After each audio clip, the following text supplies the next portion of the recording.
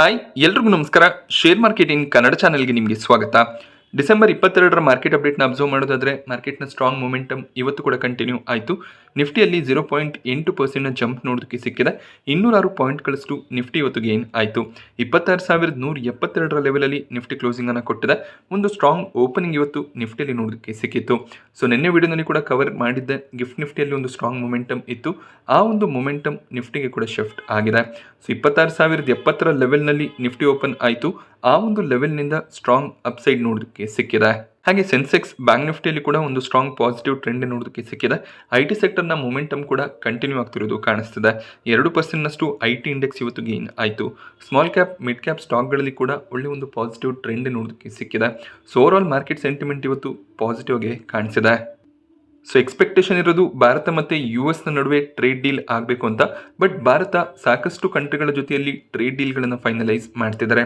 ರೀಸೆಂಟಾಗಿ Australia UK ಜೊತೆಯಲ್ಲಿ trade deals finalise ಆಗಿತ್ತು.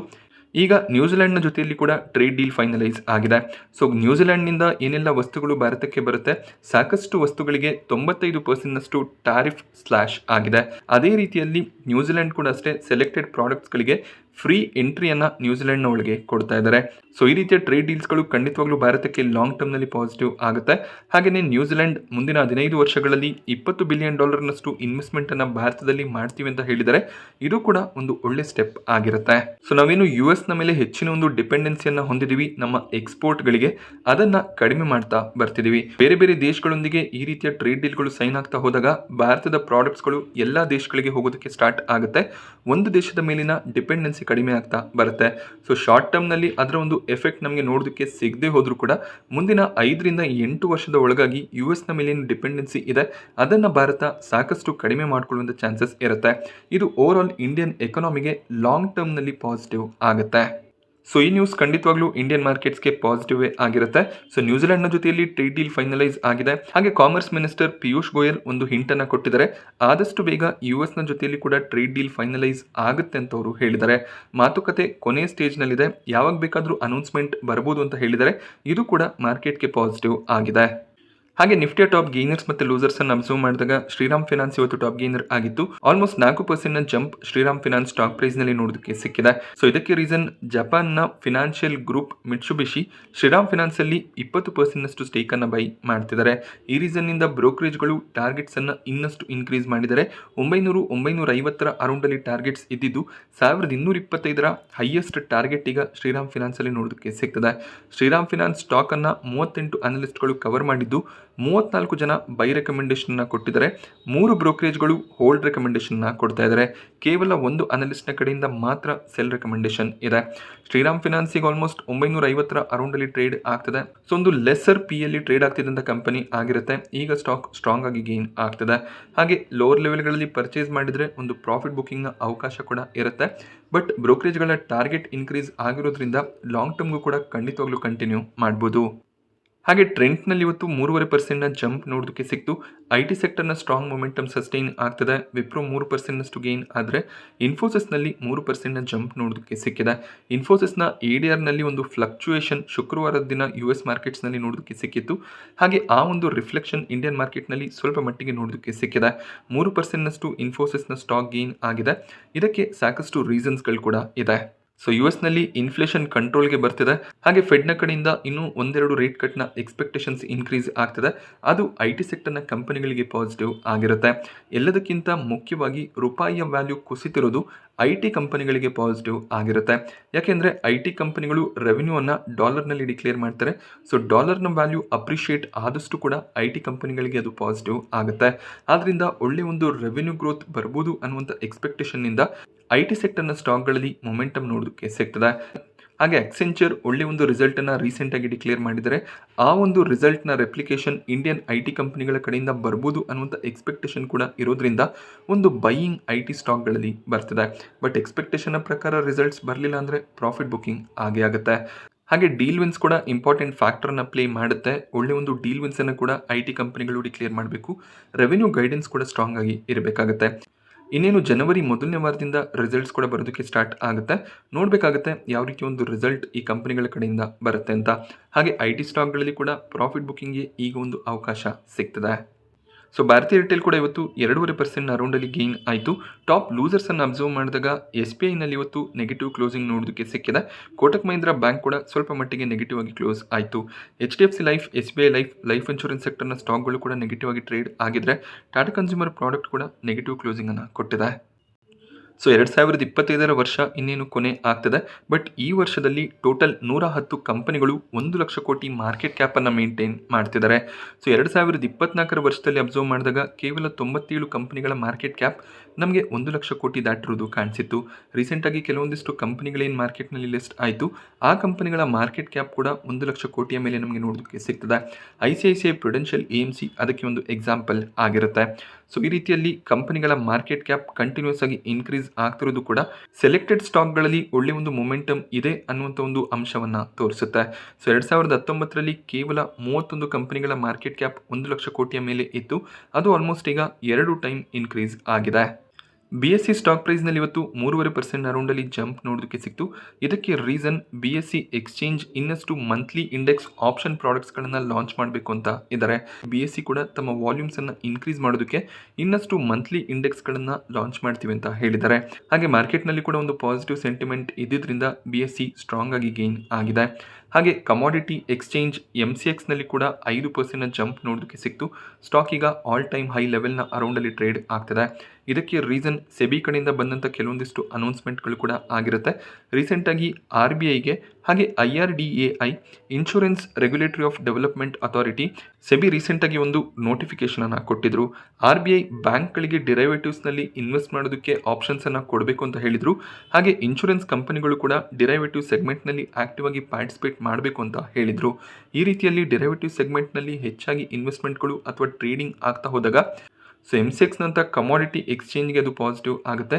ಯಾಕೆಂದರೆ ಈ ಇನ್ಶೂರೆನ್ಸ್ ಕಂಪನಿಗಳು ಅಥವಾ ಬ್ಯಾಂಕ್ಗಳು ಕಮಾಡಿಟಿ ಸೆಗ್ಮೆಂಟ್ನಲ್ಲಿ ಹೆಚ್ಚಾಗಿ ಡಿರೈವೇಟಿವ್ಸನ್ನು ಪರ್ಚೇಸ್ ಮಾಡುವಂಥ ಚಾನ್ಸಸ್ ಇರುತ್ತೆ. ಸೊ ಆ ರೀಸನ್ನಿಂದ MCX ಇಂಡೆಕ್ಸ್ನಲ್ಲಿ ಸ್ಟ್ರಾಂಗ್ ಮೊಮೆಂಟಮ್ ಕಾಣಿಸ್ತಿದೆ. ಹಾಗೆ ಈಗೇನು ಕಮಾಡಿಟಿ ಪ್ರೈಸಸ್ ಅದು ಸಿಲ್ವರ್ ಆಗಿರ್ಬೋದು, ಗೋಲ್ಡ್ ಆಗಿರ್ಬೋದು, ಪ್ರೈಸಸ್ ಇನ್ಕ್ರೀಸ್ ಆಗ್ತದೆ.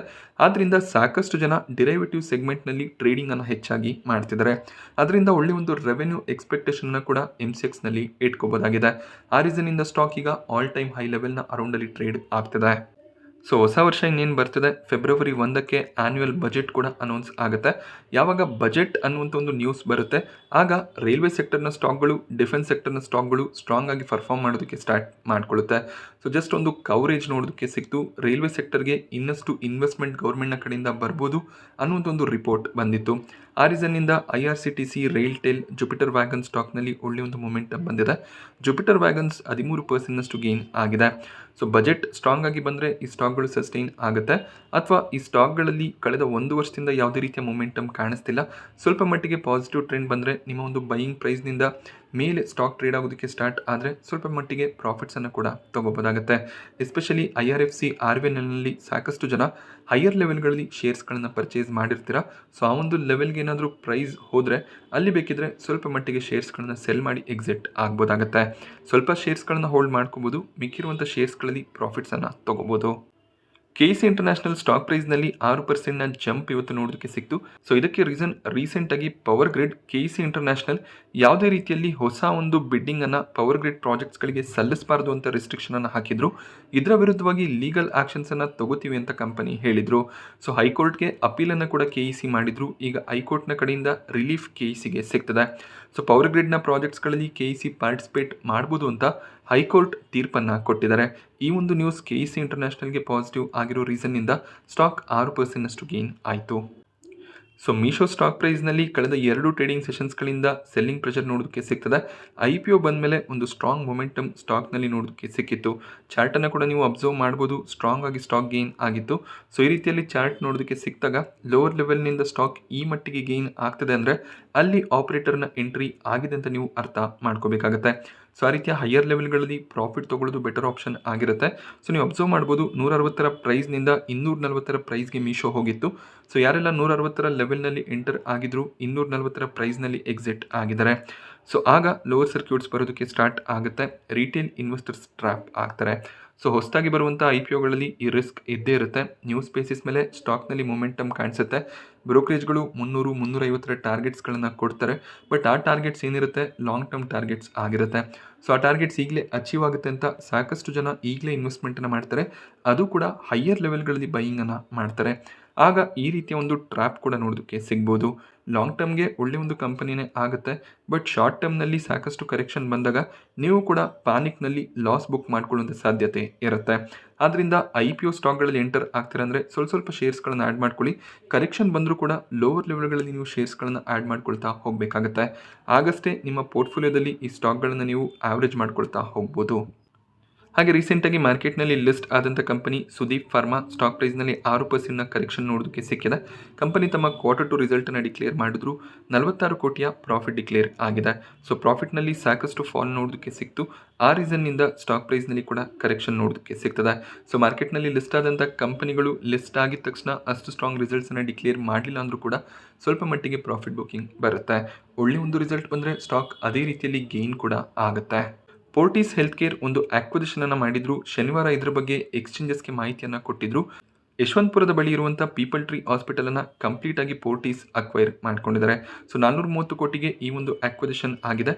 125 ಬೆಡ್ನ ಹಾಸ್ಪಿಟಲನ್ನು ಅಕ್ವೈರ್ ಮಾಡ್ಕೊಂಡಿರುವಂಥ ನ್ಯೂಸ್ ಇರೋದ್ರಿಂದ ಸ್ಟಾಕ್ ಇವತ್ತು 2.5% ಗೇನ್ ಆಯಿತು. ಸೀಗಲ್ ಇಂಡಿಯಾಗೆ ಒಂದು ಸೋಲಾರ್ ಪ್ರಾಜೆಕ್ಟ್ ಸಿಕ್ಕಿದೆ. ಸೋಲಾರ್ ಪವರ್ ಕಾಂಟ್ರಾಕ್ಟನ್ನು ಮಧ್ಯಪ್ರದೇಶನಲ್ಲಿ ಕಂಪನಿ ಪಡ್ಕೊಂಡಿದ್ದಾರೆ. ಸೊ 550 ಕೋಟಿಯ ಈ ಒಂದು ಕಾಂಟ್ರಾಕ್ಟ್ ಸಿಕ್ಕಿರೋದು ಕಂಪನಿಗೆ ಪಾಸಿಟಿವ್ ಆಗಿದೆ.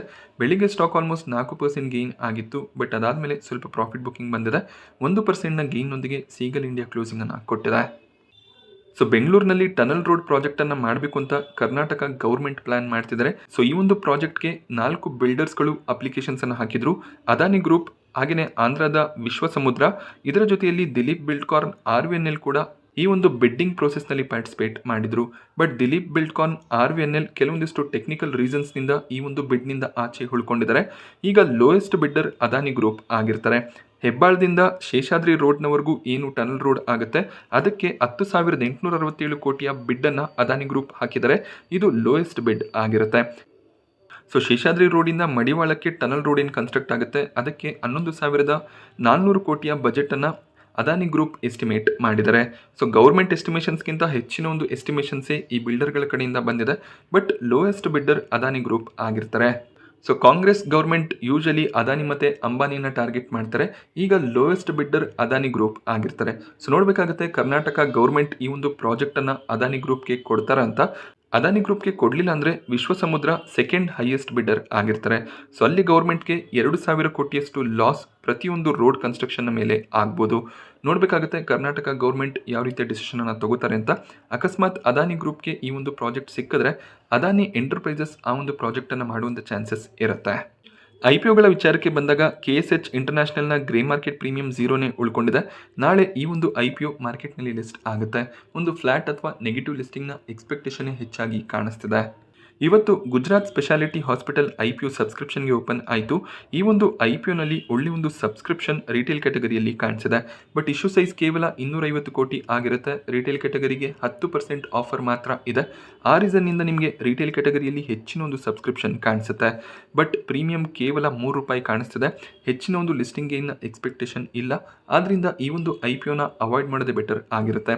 ಸೊ ಗುಜರಾತ್ನಲ್ಲಿ ಹಾಸ್ಪಿಟಲ್ ಚೈನನ್ನು ನಡೆಸ್ತಿರುವಂಥ ಕಂಪನಿ ಆಗಿರುತ್ತೆ. ಹೆಚ್ಚಿನ ಒಂದು ಫೋಕಸ್ ಗುಜರಾತ್ನ ಮೇಲೇ ಇದೆ. ಹಾಗೆಯೇ ಕಂಪನಿಯ ಫಿನಾನ್ಷಿಯಲ್ಸ್ ಏನು ಅಷ್ಟಾಗಿ ಸ್ಟ್ರಾಂಗ್ ಆಗಿ ಕಾಣಿಸ್ತಿಲ್ಲ. ಆದ್ದರಿಂದ IPOನ ಅವಾಯ್ಡ್ ಮಾಡೋದೇ ಬೆಟರ್ ಆಗುತ್ತೆ. ಸೊ ನಾನಿವತ್ತು ನಿಮಗೆ ಮಾರ್ಕೆಟ್ನ ಬಗ್ಗೆ ಕೊಟ್ಟಂಥ ಇನ್ಫಾರ್ಮೇಷನ್ ಇಷ್ಟ ಆದರೆ ವೀಡಿಯೋನ ಲೈಕ್ ಮಾಡಿ.